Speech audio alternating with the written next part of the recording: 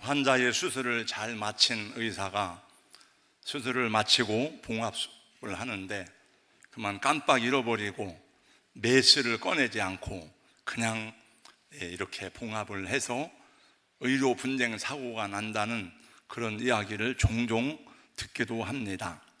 의료 사고, 의료 분쟁이 점점 더 늘어나고 있다고 합니다. 그래서 의료 분쟁 조정위원회라는 것이 있습니다.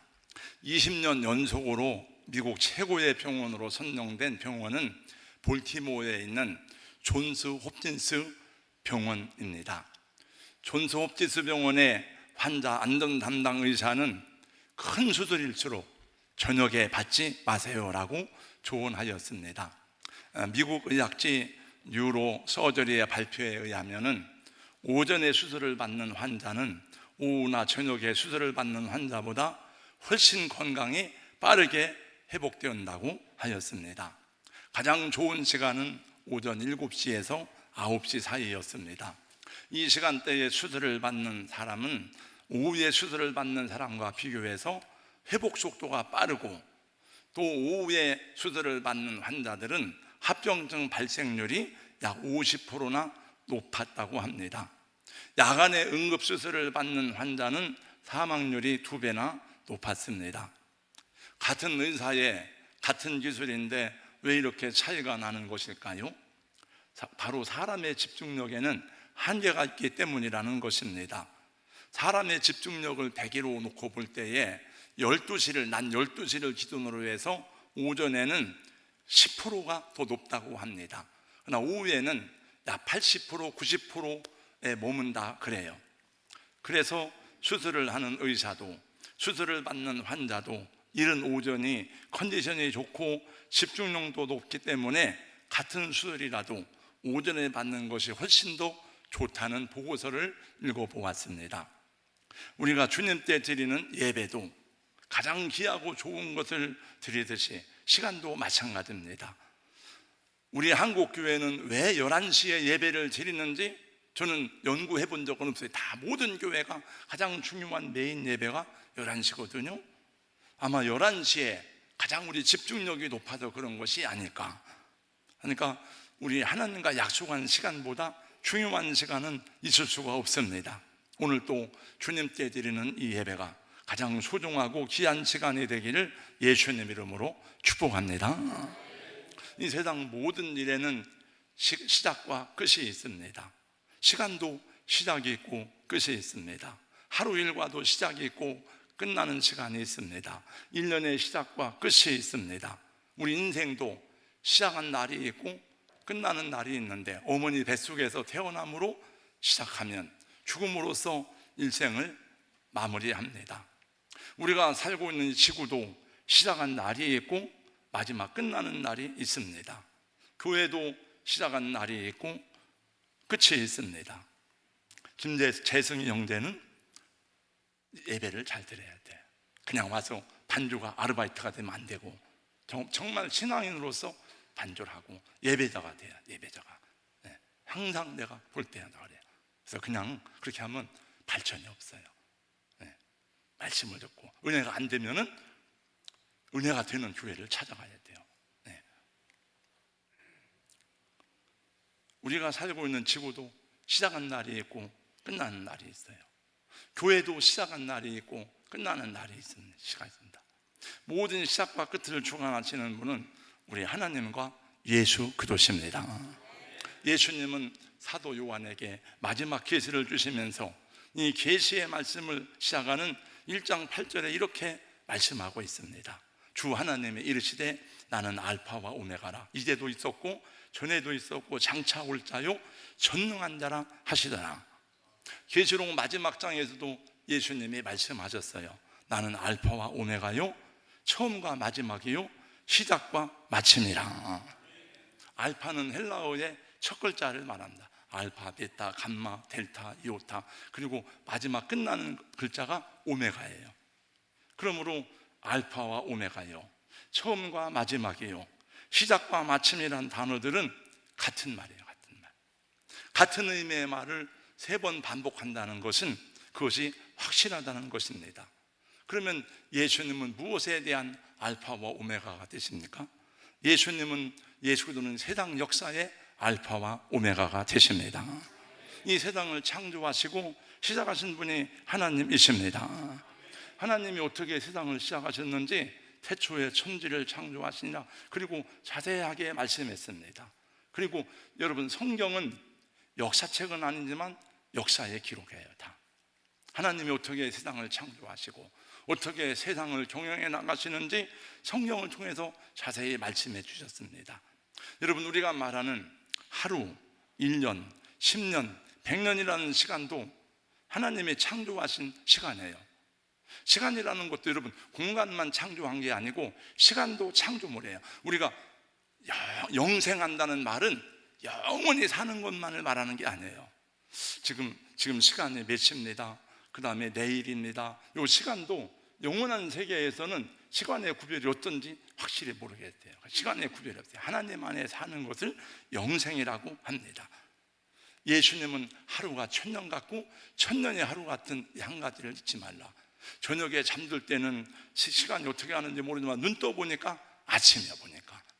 그래서 어느 때는 하루가 정말 천년처럼 길 때도 있고 어느 때는 100년이 하루 같은 때도 있는 거죠.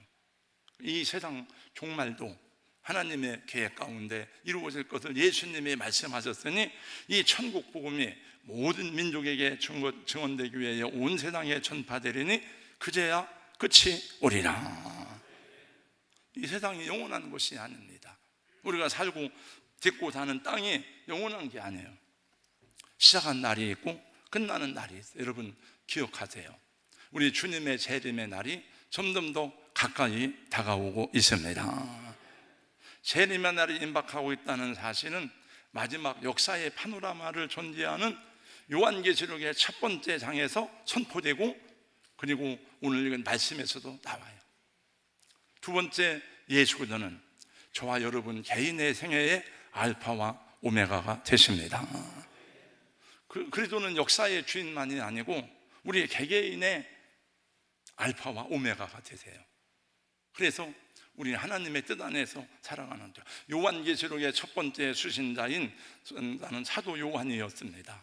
사도 요한은 어디에 있었습니까? 사도 요한은 이 바다에서 고기를 잡다가 주님의 부름을 받아서 예수님의 제자가 되어서 그 나머지 평생을 복음을 위해 살았습니다. 그리고 요한은 마지막에 반모라는 섬에 가서 귀양살이를 하게 되었습니다. 복음을 전하다가 잡혀서 그 지중해의 파트모스 섬이라는 그 섬에 가서 그 절의 고도 속에서 외롭고 고독한 시간을 보내고 있었습니다.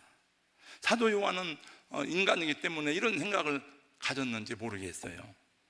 소식을 들어보니까 자기와 함께 주님을 따르던 제자들이 다 죽었습니다. 복음의 현장에서 자기만 마지막까지 남아서 지금 이 절의 고도에서 외롭고 쓸쓸한 귀양살이를 하고 있는데 나는 언제 천국으로 갈 것인지, 언제 내가 주님의 부름을 받을 수 있을는지 여러 가지 의문과 상념들이 요한의 마음과 영혼을 흔들고 있었을지도 모릅니다. 근데 그때 오늘 주일날 갑자기 하늘에서 나팔 소리가 들려왔어요. 그 눈을 들어 바라보니까 주님이 오시는데, 눈을 들어보니까 너무나 놀라운 모습이었습니다. 오른손에 7뼈를 붙잡고 얼굴이 해와 같이 빛나는데 자기가 살아생전에 본 예수님의 모습이 아니에요. 그래서 그만 죽은 자와 같이 고꾸라지고 까무러쳤습니다. 그 주님의 가까이 오셔서 요한의 몸에 손을 대시면서 말씀하십니다. 두려워하지 말아라. 나는 처음이요 마지막이니 곧 살아있는 자라. 아, 주님이시구나. 아, 나의 주님, 나의 하나님. 벅찬 가슴을 억제할 수가 없었습니다. 모든 두려움과 상념들이 사라지고 가슴 뭉클한 가운데 복받치는 뜨거운 기쁨의 눈물이 요한의 눈에서 흘러내렸습니다.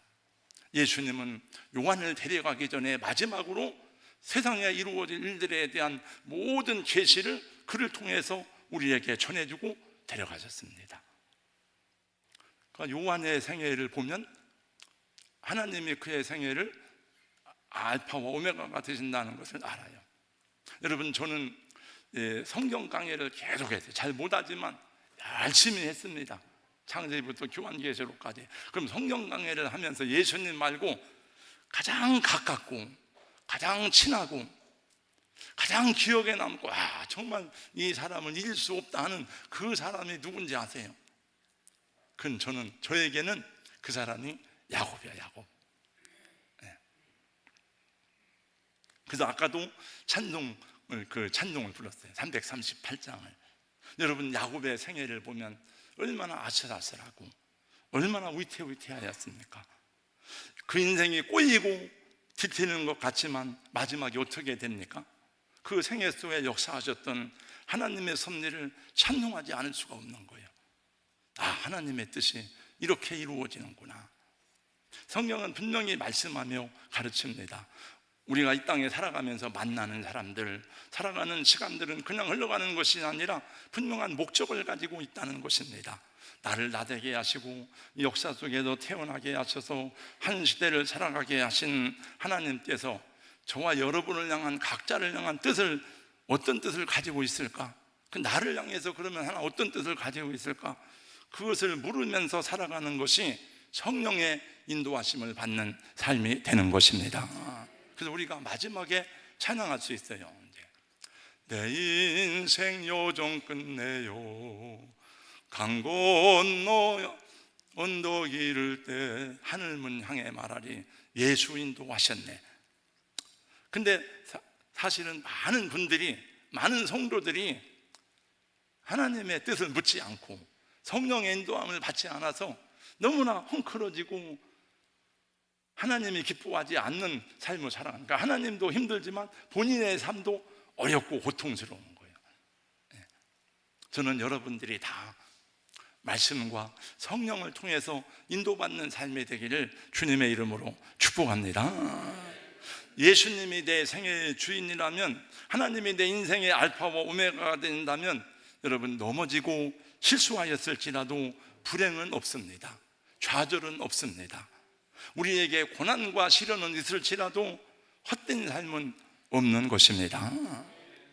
세 번째, 예수님은 교회의 알파와 오메가가 되십니다. 여러분, 교회를 세우신 분이 누굽니까? 교회를 세운 분은 제가 아니에요. 교회를 세우신 분은 예수 그리스도십니다. 내가 이 반석 위에 내 교회를 세우려니 음부의 권세가 이기지 못하리라. 오순절 성령 강림과 함께 신약의 교회가 탄생되었고 세워졌습니다. 그리고 이 땅에 수많은 교회들이 세워졌습니다. 우리 교회는 1987년 4월 달에 제가 서울에서 내려와서 첫 예배를 시작하였고, 그리고 그해 5월 19일 날 충남로의 지교회로 설립 예배를 드렸습니다. 그리고 38년이 지난 오늘 교회 설립 38주년 기념주일을 맞이하고, 오늘 38주년 기념주일과 함께 담임 목사 이 취임식을 갖게 되었습니다. 제가 앞으로도 여러분들에게 종종 계속 말씀을 가르치고 전하겠습니다만은, 그러나 담임 목회자로서는 마지막 메시지를 전하고 있는데, 교회 설립 기념주일이면서 그러면 오늘 담임 목사 이 취임식이 있는데 어떤 말씀을 전할까? 그래서 이런 교회가 되기를 소원합니다 하는 마음으로 말씀을 준비했습니다. 예수님은 마지막까지 살아서 복음을 증거하고 모양사역을 감당했던 사도 요한을 통해서 이 세상의 교회들에게 이 말씀을 대언하게 하셨습니다. 그래서 여러분, 사도 요한이 제자들 가운데 마지막까지 생존했던 분이고, 그 다음에 요한계시록의 마지막 계시예요. 그래서 성경 마지막 요한계시록 끝부분에 보면 이 예언의 말씀에 더하는 자는 저주를 받을 것이요 빼는 자도 저주를 받을 것이라고 하였습니다. 그러면 이 편지 속에는 무엇이 들어있습니까? 이 편지 속에는 우리 교회의 이야기가 들어있습니다. 또 저와 여러분의 이야기가 들어있습니다. 주님이 편지를 보내신 7교회는 에베소 교회, 서문학 교회, 버가목 교회, 두아디라 교회, 사대교회, 필라델피아 교회, 라오디게아 교회, 7개의 교회인데, 7개의 교회는 전 세계 모든 교회를 총칭하는 교회의 대명사입니다. 또 7교회는 전 세계 교회뿐만이 아니고 전 세대, 제네레이션, 전 세대의 교회를 대표하는 그런 교회의 모형이라고 할 수 있어요. 그래서 끝까지 이 교회에 주신 말씀인데, 요한계시록 6장 이하의 말씀에 보니까 이 땅에서 일어나는 환난과 전쟁과 지진과 수많은 고통들이 다 기록에 되어져 있습니다. 그러니까 하나님은 이 역사 속에서 우리는 환희와 영광만 보는 게 아니죠. 이 역사 속에는 끊임없는 죽음과 수치와 부조리와 모순과 엉터리 같은 일을 너무나 많이 봅니다. 그런데 그 속에 주님이 교회를 세웠어요. 예수님이 제자들을 보낼 때에 뭐라고 하는가 하면, 내가 너희를 보냄이 일 가운데 양을 보낸 것 같도다 그랬어요. 너희는 비둘기처럼 순결하고 뱀처럼 지어라 와라. 교회는, 여러분, 교회가 저 조용한 산속에 지어져서 그럼 얼마나 좋을까? 제가 얼마나 편안할까요? 하나님은 저 산속의 수도원으로 우리를 부르지 않았어요. 교회는 거룩한 사람들만이 모이는 그런 천사들만 모이는 장소가 아니에요. 그 모순되고 부조리함이 많은 속에서 하나님의 섭리를 이루어가도록 부름받은 것이 교회이고, 그리고 교회가 여러 가지 고난과 시험 가운데 있을 뿐만이 아니고 끊임없는 타락의 유혹을 받어요. 우리 개인의 신앙도 마찬가지지만 교회도 끊임없는 타락의 미혹을 받습니다. 그래서 많은 신학자들 가운데 어떤 분들은 라오디게아 교회가 마지막 시대의 교회를 보여주는 모형이 아닌가 말씀하기도 합니다. 그러나 하나님은 그래도 마지막까지 교회를 통해서 당신의 구원 섭리를 이루어 가십니다.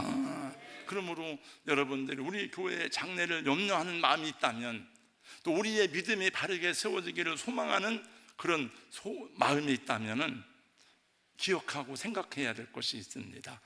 왜 주님이 이 교회를 세웠지? 내가 왜 이 동산교회를 다녀야 되지? 이 교회를 통해서 하고자 하시는 하나님의 뜻이 무엇일까? 그럼 우리 교회는 성경대로 지금 바르게 가고 있는가?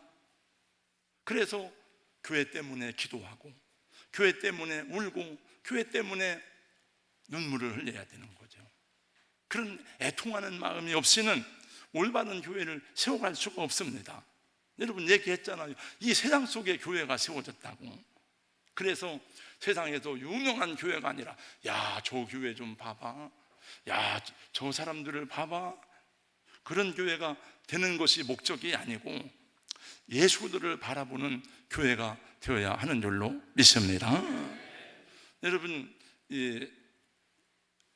교회는요, 교단과 교파에 따라서 교리의 강조점이 다르고 나타난 신앙 고백의 신앙의 모습도 차이가 있어요. 장로교회는 장로교회에 신조가 있고 교리가 있습니다. 감리교회는 감리교회의 신조와 교리가 있습니다. 제 친구 장로는, 김용복 장로는 감리교 장정을 막 달달달 외우듯이 하도 교회가 싸워가지고 아주 헌법을 아주 그냥 달달 외우더라고요, 이렇게. 그러나 세월이 흐르면서 조교회가 장로교회인지 감리교회인지 순복음교회인지 성결교회인지 잘 몰라요. 다양한 교회의 모습들이 노출되고 개인의 신앙도 다 각각 다양하지만 얼마나 많은 신앙의 다양성이 있는지 몰라. 거기다가 또 거짓된 복음이 성도들의 믿음을 어지럽히고 미혹하고 있습니다. 이 모든 다양성과 변화와 신앙 형태를 보면서 우리 어떻게 그것을 해석하고 어떻게 받아들여야 되는가, 어디에 기준을 맞춰야 되는가. 여러분, 기본적으로 성경이에요. 성경에는 주님이 세우시기 원하는 교회의 모형이 다 나와 있습니다. 그리고 모든 교회는, 우리의 신앙은 사도들의 신앙의 터위에 세워져요. 이게 에베소서의 말씀이거든요. 그래서 여러분, 우리가 고백하는 전능하다 천지를 만드신 하나님 아버지를 나는 믿습니다, 그것만 신앙 고백이 아니에요. 하이델베르그 신앙 고백, 교회는 시대마다 신앙 고백을 쭉 해요. 그리고 여러분들이 우리가 목사로 임직을 받을 때에, 장로로 임직을 받을 때에 묻는 말이 있습니다. 여러분, 하나님의 말씀인 신구약 성경 66권을 그대로 믿습니까? 두 번째 묻는 게 웨스트민스터 신앙 고백서와 대소열의 문답을 믿습니까? 고백인. 그래서 신학을 바르게 공부해야 돼요. 그래서 저는 신학 교육이 중요한 거예요. 저는 이제 목양 사역을 내려놓으면서 제가 소망하고 기도하는 우리 교회가 가져야 될 모델이 있다 생각하면은 저는 뭐 두말할 것도 없이 필라델피아 교회입니다. 이건 비단 지금의 저만의 생각, 지금의만의 생각이 아니고 저는 오랫동안 이 교회를 이야기하고 새벽 예배에 나오는 분들은 알 거야 아마. 제가 종종 필라델피아 교회 이야기를 많이 합니다. 기도할 때도 그러고 또 그렇게 기도를 해왔습니다. 또 제가 필라델피아 교회를 모델로 생각하고 사모하는 이유는 첫째, 내가 부족하고 능력이 약하기 때문에 그렇기도 하고, 그 다음에 또 한 가지는 이 교회 이름이 우리 교회 개척할 때에 저에게 어떤 좋은 추억을 줬어요. 뭐 지금 다 얘기할 수는 없고, 그래서 좋은 추억을 주어서 필라델피아 교회를 생각했습니다. 필라델피아 교회를 향한 예수님의 위로와 격려가 있어요. 여기 요한계시록 7교회에 나오는 내용을 보면 첫째, 주님의 모습이 나와. 어떤 교회는 막 사납게 나와, 어떤 교회는 격려자로 나오는데 필라델피아 교회의 주님이 위로하시고 격려로 나옵니다. 또 신실한 성도들의 승리한 모습이 나옵니다. 원래 필라델피아는 주전 2세기 버가모 왕 조이 아탈루스에서 의해서 건설된 도시예요. 자기 형제에 대한 사랑으로 필라델피아라는 이름으로 도시를 건설했습니다. 본래 이름은 필라델피아, 헬라어로 형제의 사랑이란 뜻입니다. 미국에도 같은 도시의 이름이 있습니다만은 1681년 영국 사람들이 건너와서 정착한 도시가 필라델피아이고 맨 처음 미국의 수도였어요. 먼저 필라델피아 교회에 나타난 예수님의 모습을 보겠습니다. 7절 한번 다 같이 읽습니다. 다 같이요, 시작. 필라델피아 교회의 사자에게 편지하라. 거룩하고 진실하사 다윗의 열쇠를 가지시니 곧 열면 닫을 사람이 없고 닫으면 열 사람이 없는 그가 이르시되. 자, 이제 저는 이 내용은 시간은 가고 다 해석할 수가 없어요. 필라델피아 교회에 대한 내용을 이미 요한계시록 강의할 때 다 여러분에게 전했습니다. 그러니까 지금 다 해석할 수는 없고 다윗의 열쇠를 가진 예수님으로 나오거든요. 구약에서 다윗은 메시아를 예표하는 거예요. 열쇠란 것은 여러분 통치권, 주권을 의미합니다. 그러니까 모든 권세와 능력과 주권을 가지신 예수님으로 나온 거죠. 그러면서 주님이 말씀하기를 내가 네 앞에 열린 문을 두었다. 그래서 저도 열린 문을 주었을 때 여러 번 말씀을 전하기도 했지만, 그럼 열린 문이 무슨 문입니까? 돈을 많이 벌리는 문이 열렸다는 뜻일까 뭘까? 여기서 열린 문은 복음 전하는 선교의 문을 말하는 거예요. 원래 필라델피아라는 지역 자체가 사통팔자라는 지역이었습니다. 본래 필라델피아는 술의 신, 식물의 신으로 불리는 디오니수스를 이 도시의 주 신으로 숭배하였고 황제 숭배가 성행하였습니다. 그래서 이 도시에서 예수를 믿는 것은 그 자체가 힘들고 고난 가운데 있는 거예요. 그러나 그들은 그런 속에서도 복음 전하기를 그치지 않았다는 거죠. 여러분, 저는 우리 교회가 주님 오시는 그날까지 복음 전하고 선교하는 교회로 지속되기를 주님의 이름으로 축복하고, 그렇게 여러분 사명을 감당해야 되는 줄로 믿습니다. 어떤 교회는요, 담임 목사가 은퇴하고 나니까 선교지를 싹 다 끊어버려요. 그런 교회가, 그건 말이 안 되는, 그건 상식이 아니에요. 그거는 여러분, 제가 선교한 게 아니잖아요. 교회가 선교를 한 거지. 그리고 자기 마음에 드는 지역을 다시 선교해요. 그런 게 아니에요. 그렇게 하는 게. 담임 목사가 선교하든 내가 선교한 게 아니고 교회는 계속 선교하는 거지. 저만 바뀐, 사람만 바뀐 거지 교회가 바뀐 게 아니잖아요. 근데 그런 교회가 상당히 많아. 그래서 자꾸 교회를 혼란스럽게 하는데 그렇게 생각하면 안 되네요. 네. 특별히 주님이 필라델피아 교회를 보고 칭찬하신 게 있어요. 8절입니다. 한번 저를 따라서 하세요. 내가 내 행위를 아노니. 내가 작은 능력을 가지고도, 그러니까 내가 성경에 항상 교회마다 나오는 그 모델이 있거든요. 내 행위를 아노니. 행위예요. 네가 작은 능력을 가지고도 내 이름을 배반하지 아니했다. 그 작은 능력이란 무엇을 말할까? 여기서 말하는 작은 능력이란 것은 빌라델피아 교회 성도들이 부유하지 못하고 가난하고 사회적 명성으로 높지 않다는 거예요. 그럼 왜 그 사람들만 모였는가? 그 사람들만 모인 게 아니에요. 그 사회에서 예수를 믿는다는 것은 그런 기득권과 특권들을 누리기에 너무 어려운 거예요. 그래서 그런 것들을 포기하면서까지라도 이 사람들은 주님을 믿고 섬긴 사람들이에요. 그러나 내가 두 가지가 양립할 수가 없는 거예요. 우리 사회에서는 예수도 잘 믿고 세상에 성공하고 돈도 잘 벌고 가능하잖아요. 예수 잘 믿는 사람이 여러분 법관도 되고 국회의원도 되잖아요. 그러나 이런 사회는 그런 사회가 아니에요. 그래서 작은 능력을 가졌지만은 그러나 그들은 주님을 배반하지 않았다는 거예요. 저는 부끄러울 때가 많습니다.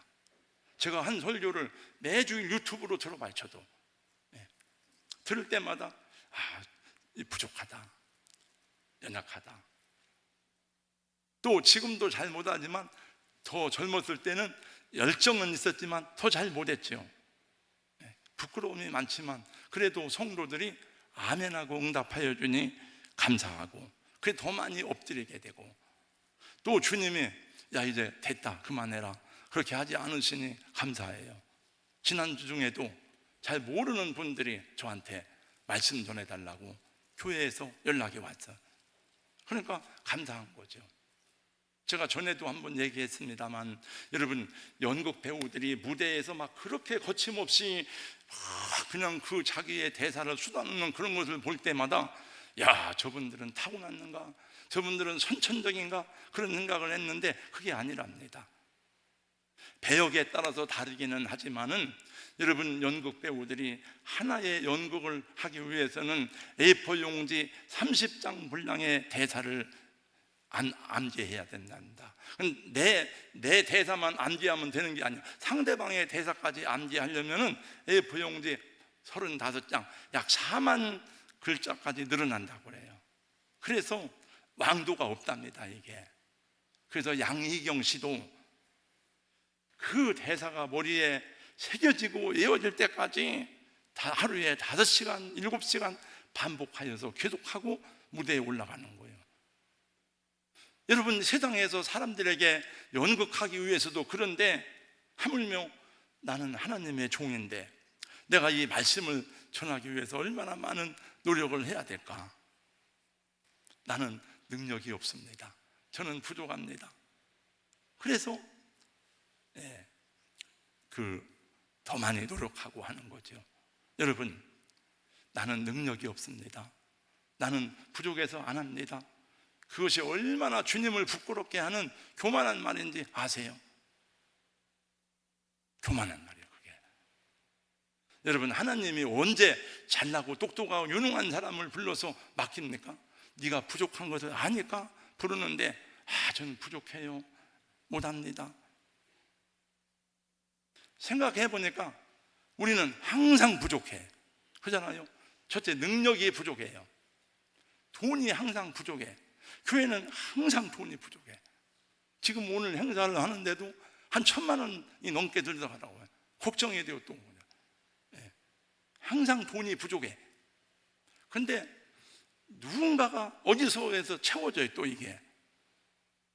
그러니까 기도해야 되죠, 하나님. 지혜도 부족하고 지식도 부족합니다. 누구든지 지혜가 부족하거든 후히 주시고 꾸짖지 아니하시는 하나님께 구하라. 그 지혜를 구하는 하나님 도와주세요. 그래서 저는 부족하기 때문에 더 은혜를 사모하고 더 많이 엎드려 기도하였습니다. 여러분, 우리가 부족한데 그러면은 아무것도 못해요. 여러분, 우리 교회가 해외에 여러 개의 교회를 건축하고 선교사를 파송하고 농어촌 미다리 교회를 돕고, 이게 적은 일이 아니에요 아마. 네. 그래도 말씀에 순종하니 하나님이 감당할 은혜와 능력을 주신 것입니다. 여러분, 다윗의 열쇠를 가지시니 그 말씀했잖아요. 문을 열면 닫을 사람이 없고 닫으면 열 자가 없느니라. 그걸 알아야 돼요. 주님이 열어주시기만 하는 게 아니고 닫아요. 여러분, 이 말씀 원래 배경에는 다윗 왕국 때에 셋나라는 청지가 있었는데 이게 맨날 국고를 빼먹는 거야 이게. 그래서 파직을 시켜요. 너 같은 것은 필요 없다. 네. 셋나를 찾아보세요. 하나님이 문을 닫으시면 할 수 없는 거예요. 됐어, 괜찮아, 나 아무것도 기대하지 않으니까 됐다. 나는 너희 교회에 아무것도 기대하지 않는다. 안 해도 괜찮아. 그러면 얼마나 여러분 두려운 일입니까? 내가 촛대를 옮기겠다. 촛대를 옮기겠다. 지금도 1년에 3,000교회가 문을 닫습니다. 여러분, 우리나라에. 내가 내 행위를 아노니 내가 작은 능력을 가지고도 내 말을 지키며 내 이름을 배반하지 아니하였도다. 여러분, 예수님 때문에 잘 되고 예수님 이름 때문에 막 유명해지고 명성을 얻고 훌륭하고 칭찬받고 막 그런 존귀한 사람이 되었는데, 그래서 예수님을 욕되게 하고 예수님의 이름을 십자가의 원수로 행하는 그런 사람도 있는 것을 저는 보았어요. 그러면 안 되잖아요. 저와 여러분이 살아가는 동안에도 우리 믿음을 시험하는 유혹과 우리 믿음을 배반하게 되는 수많은 유혹이 끊이지 않을 것입니다. 그래서 여러분, 나의 부족함을 알고 하나님 나를 붙들어 주세요, 성령님 내 믿음을 지켜주세요, 기도하고 도우심을 구할 때에 하나님이 붙들어 주실 줄로 믿습니다. 그리고 교회는 그 사명을 감당해야 돼. 교회는 그래서 다 믿음이 약한 사람도 붙들어주고 세워줘야 돼요. 네. 제 아내가 마지막 설교인데, 아니 마지막 설교는 아니고 담임 목사로 간단하게 감사합니다, 수고하셨습니다 그러면 되지, 뭔 또 성경을 다 그렇게 막 하느냐. 그래서 제가 생각해도 아니 뭘 이렇게 복잡한 얘기를 막 많이 하나. 네, 다 끝났습니다. 네. 우리나라에서 가장 역사가 오래된 교회, 서울에 있는 정동제일감례교회 사진 보겠습니다. 1885년 10월 13일 아펜델러 선교사가 자기 집에서 첫 번째 성찬식을 하고 교회를 세웠습니다. 그리고 이 한국 감리교회의 어머니 교회가 되었습니다. 그 다음 세문안 교회, 언더우드 선교사에 의해서 1887년 9월 한국 최초의 조직교회인 세문안 교회가 설립되었으니 9월 27일 한국인 세례교인 14명이 참석한 가운데 2명의 장로를 선출해서 당회를 조직하였으니 한국 장로교회의 어머니 교회가 되었습니다. 여러분, 장로교회는 장로가 없으면 조직교회가 아니에요. 그 미조직교회입니다. 그게 장로교회예요. 2명 이상의 장로가 있어야 담임 목사와 함께 조직교회가 되는 거예요. 네. 아는 사람은 알지만 모르는 사람은 모르지. 뭐 그렇다고 물론 그래서 장로가 중요한 거예요. 장로는 그래서 교회를 지켜야 되는 거예요. 여러분, 목사만이 아니에요. 이게 내가 왜 교인의 대표니까. 네. 세계에서 역사가 가장 오래된 교회, 잘 몰라, 연구를 안 해봐서. 그러나 성경에 나오는 교회, 2000년 역사를 가진 교회, 어떤 교회인지 아세요? 제가 가봤습니다. 어떤 교회인지 궁금하죠? 네. 그렇게 말이 많고, 그렇게 성도들 싸우고, 그렇게 사도 바울을 힘들게 했던 교회, 고린도 교회입니다. 사진 보세요. 저건 유적이 아니에요. 기념관 아니에요. 진짜 예배를 드리는 교회예요. 가봤어요. 제가 우리 성지순례 할 때도 가봤어요. 여러분, 그리스에 있습니다. 그리스 정교회 소속의 교회예요. 네. 다음 사진 보세요. 제가 사진 찍었잖아요. 여기. 네.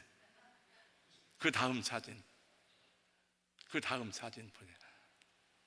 교회 앞에 돌에 새겨진 글자 1대 사도 바울, 2대 담임 목사 아볼로. 88대까지 나갔어요. 저 밑에가 80. 더 해야 되는데 이제 마치겠습니다. 여러분, 그러니까 이 교회는 제가 보니까 교회가 노운동에도 막 교회가 세워졌다가 지금 가서 보니까 교회가 없어졌어요. 그 교회가 무슨 아주 흉물처럼 변해 있어요. 노운동에 있어요. 그런 교회가 되면 서울의 성복교회도 그렇게 사람들이 많이 모이고 하더니 그 목사님 죽고 난 다음에 교회가 없어졌어요. 그런 교회가 되면 안 되잖아요. 네. 교회는 계속 되어서 주님 오실 때까지 존재하는 교회가 될 수 있기를 예수님 이름으로 축복합니다. 그 교회가 필라델피아 교회, 네가 예수님의 약속이에요. 네가 작은 능력을 가지고도 내 이름을 배반하지 아니했으니 나도 너를 지켜주겠다. 내가 시험의 때를 내가 면하게 해주겠다. 네, 그런 거예요. 여러분, 예수 믿고 구원받은 성도의 행복이 무엇입니까? 가정은 잘 섬기고 자녀들과 행복하게 살고, 그리고 여러분 하나님의 놀라운 구원 경륜 속에서 내가 쓰임받는 그것이 최고의 행복이고 기쁨이 되는 줄로 믿습니다. 그래서 나같이 작고 부족한 사람일지라도 하나님께서 이루어 가시는 역사의 완성을 위해서 쓰임받고 있다는 것을 아는 것, 그것이 진정한 행복과 기쁨이 되는 줄로 믿습니다. 우리 집사님, 장로님, 권사님, 또 우리 청년 형제 자매 여러분 감사하고 또 행복합니다. 저는 이제 은퇴하지만 계속 기도합니다. 또 담임 목회자로 세움받는 문영돈 목사님을 중심으로 아름다운 교회를 세워나가는 여러분 되시길 주의 이름으로 축복합니다. 이 교회 앞에 제가 어디 막 돌아다니다가 개정동만 오면은 마음이 어두워져. 왜냐하면 깜깜해요. 여기는 밤에도 막 휘황찬란하다가 이 동네만 오면 깜깜해요. 여기는 왜 이렇게 어두워 여기는. 근데 요새 많이 달라졌어요. 여러분, 토요일 날 어제도 우리 교역자들 밥 먹으러 갔다 오는데 사람이 요우예요. 6차선 도로가 뚫리고 아파트 들어서고 막 그러면서 사람이 이렇게 많은 사람이 왕래를 해요. 그러니까 교회도 성장의 조건과 환경이 더 좋아지는 거예요. 그러니까 교회에 대한 꿈, 교회 성장에 대한 비전을 가지시기 바랍니다. 능력은 부족하지만, 여러분과 제가 능력은 작지만은 끝까지 말씀에 순종하는 교회, 성도 되시기를 예수님 이름으로 축복합니다. 하나님 감사합니다. 오늘까지 에벤네셀로 인도하신 주님을 찬양합니다.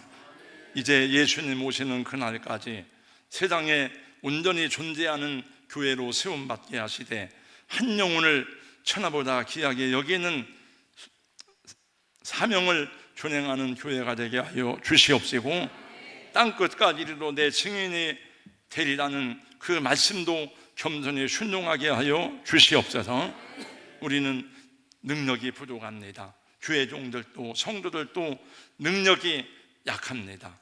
그 작은 능력 때문에 주님을 더욱 의지하고 주님을 더욱 신뢰하고 주의 손에 붙들림 받은 교회와 종들이 되게 하여 주시옵소서. 예수님 이름으로 기도하옵나이다. 아멘.